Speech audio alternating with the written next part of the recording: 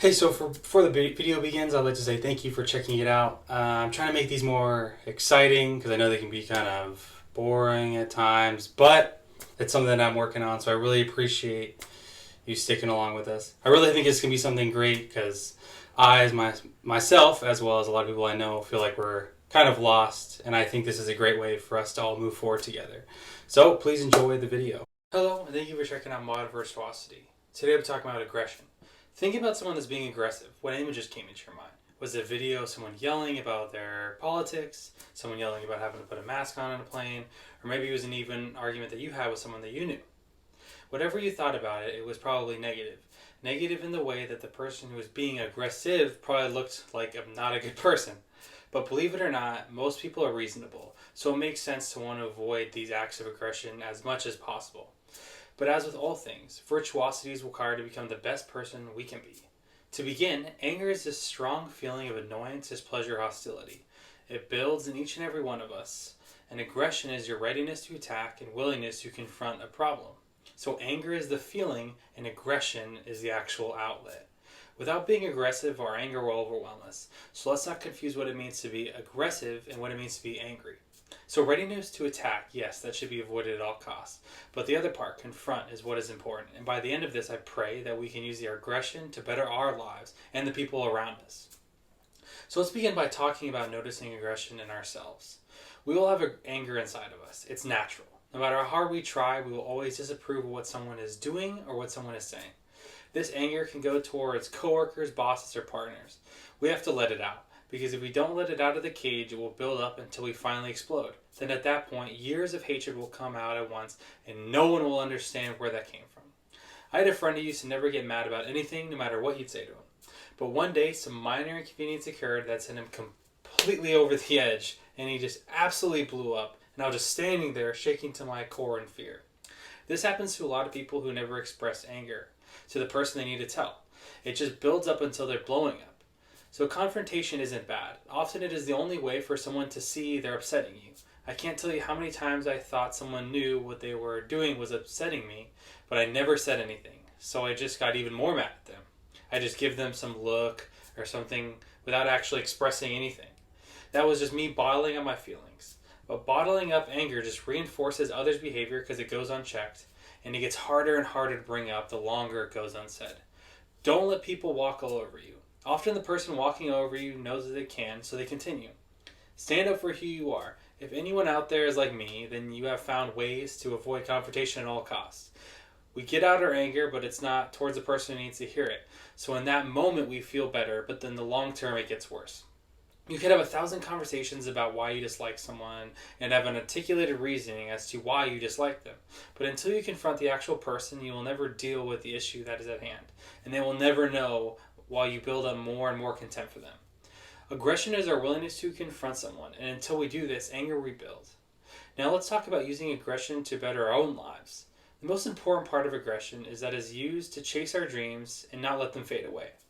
Often our life goals sound unreasonable. I want to start a business, or I even want to retire at 30. Probability-wise, yeah, that's completely absurd, because most people waste their lives until they die. So yeah, dreams almost always sound unreasonable. But many people never chase their goals because they let others pull them down, and that is where dreams died. Not because we didn't want to pursue them, but because we didn't want to defend them. They were put out to die. We bottled in that anger and never let it out. So we got angry at our goals and quit. Personally, defending my dreams is one of the biggest drivers for me to want to achieve higher. It really proves to myself the commitment I have to a goal and a reminder to stick with it. We can spend our whole lives taking the negative punches for people, or we can stand up for ourselves. If we refuse to be aggressive in our dreams, we will never experience life to the fullest and be left wondering, what if? Let go of your anger by using aggression and stand up to people bringing you down. Stay aggressive in your dreams and they'll never leave you. Most people were not aggressive in their goals, so they gave up on them. Their dreams withered on the vine along with their souls.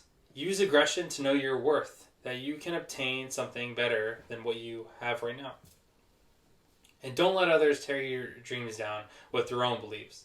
Know that aggression is used to defend your future, but also the effect it has today. Know what you are owed, know your personal worth, and defend this worth with aggression.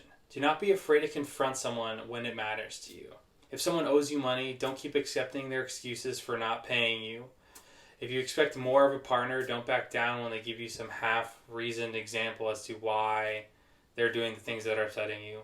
Use your aggression and knowledge that you deserve better to get what you want in life. Don't let the anger build up until you explode.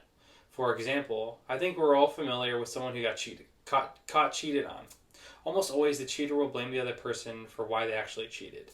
In my personal experience, the person who got cheated on will often even apologize. This is always done in an attempt to avoid further conflict. In this situation and many like it, the fear of confrontation took over and self-worth was gone, but the anger actually never left. I really don't like the term gaslighting, but I love the meaning of it. Gaslighting is when someone is getting blamed for something else. Then that person is counter-blaming another. For example, I don't like how you always argue. Well, I only argue because you aren't caring for me like you should. Though I don't like the term gaslighting itself, I do love the meaning of it. Often gaslighting is so effective because we let the bully convince that everyone else is the real problem and they're perfect. Due to our reasonability, we often accept that answer and regard it as fact. But if we tapped into our aggression and were able to confront someone, we wouldn't let someone blame someone else for a true problem. We wouldn't be afraid to confront them and say their reason is total BS, and we would make them be honest. This happens at every level of society. We see it most of the time with politicians who never take responsibility for anything. If we didn't accept their half-reasoned ideas, then we could hold them more accountable. Instead, we accept their apologies for outright lying or completely failed promises. Until we stand up for ourselves, we won't accomplish our goals because we will let others take control of us. Time is our most valuable resource, so let's not waste it. Aggression also goes into being direct with someone. I don't know if you've ever gotten a completely ambiguous message that you've literally had to decipher the meaning of because the person didn't actually tell you. But when this happens, it's really frustrating because the other person doesn't want to tell you what they're actually thinking. But now you can't ask because they'll just dance around the answer and not tell you. I'm sure we've all had an experience with ambiguity. Hey, I have something I need to tell you. Yeah, what is it? I think we should just see other people. Are you breaking up with me? That's such a harsh word. Well, it sounds like that's what you want. Not exactly. I think we should just stop talking to one another. Oh, so we can still hang out? No, but we should really never talk again, actually. So we're breaking up.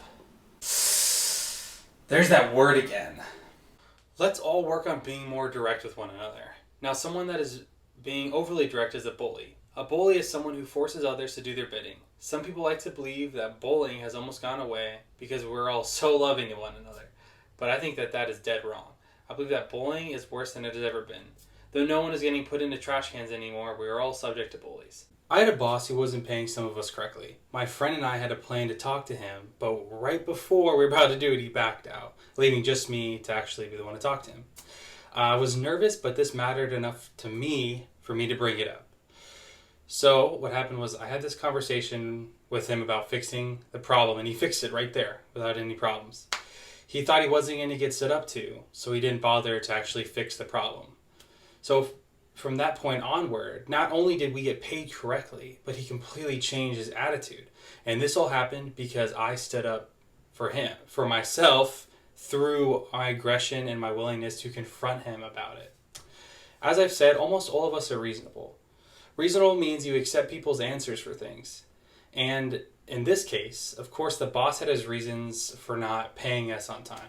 Oh, well, there's a system problem. That's actually someone else's job to do it, but I made sure they did it. But I was not accepting of those reasons because they weren't reasons. I still need to get paid. That's what his job is. So I didn't back down, and I made sure I got my point across. As a society, we are very quick to accept people's reasons for harming others. Well, I didn't know how much it would affect that person. I don't view cheating as something that is wrong. There was a system problem, so I can't pay you on time. These are all reasonable solutions that will quickly diffuse a situation and convince you that it is how it is, and you can't do anything about it. I was listening to a video someone sent me of a guy interviewing a girl. The guy said, well, in my culture, polygamy is okay, and if I was in your situation, I just let the guy continue to cheat on me because it's not that bad. The girl was absolutely seething, but instead of letting it out, she bottled it up and let the guy continue to walk all over her. Now he thinks that it's okay, and she's out of this world angry. So don't act like you're happy with something if you're not. If someone hurts you and they say they are responsible and sorry, you don't have to completely accept your apology. Bro, I didn't know you'd be so mad. I apologize for stealing your money. You don't have to accept that. You can still be mad at them. I had a friend who cheated with one of my other buddies' girlfriends. Immediately, the cheater said that it was my fault and that he's sorry. And then my buddy decided that it would be the best for him to just accept the apology. And now, the other guy thinks it's okay that he cheated on him. And now, the actual guy who was cheated on is so frustrated that those quote-unquote friends never even talk anymore. Their relationship took a huge turn and they hate one another, honestly. It's all because the guy never let out his aggression and the cheater thought that the guy was over it. It is very tough to walk the line of aggression from letting people push you around to not listening to what others are saying. When you do one, you will never be heard, and when you do the other, you will only be able to hear yourself. Right now, pick something that's very important to you and use aggression to improve your situation. Whether it's to ask for a vacation, a raise, more out of your partner, confront them to benefit yourself because you're owed more. And then you'll never be left wondering, what if you just asked? If you aren't aggressive, you will shift with whatever is popular at the time. You will stand up for nothing due to a want to avoid actual confrontation on your beliefs. And then you just accept others. You do this until you don't even know who you are, but you have become what others want you to be. And this goes as well as myself. Like shifting sands, we never had true form. Why is most every Democrat pro-welfare, anti-gun, and wants society to change? And why are all Republicans the exact opposite? Out of the hundreds and thousands of political ideas, if you join a party, why do you have to agree with everyone? It's because we actually don't agree with everything his party is doing, but we don't stand up for what we truly believe in and fight for what we value. We allow to be put in these tightly sealed boxes because we don't want to stand up for what we believe. And we just avoid the confrontation and become agreeable. Now, it's okay to not argue about everything, but have stances that you will fight for. Don't allow others to push you over. You can control your anger through aggression or allow anger to own you.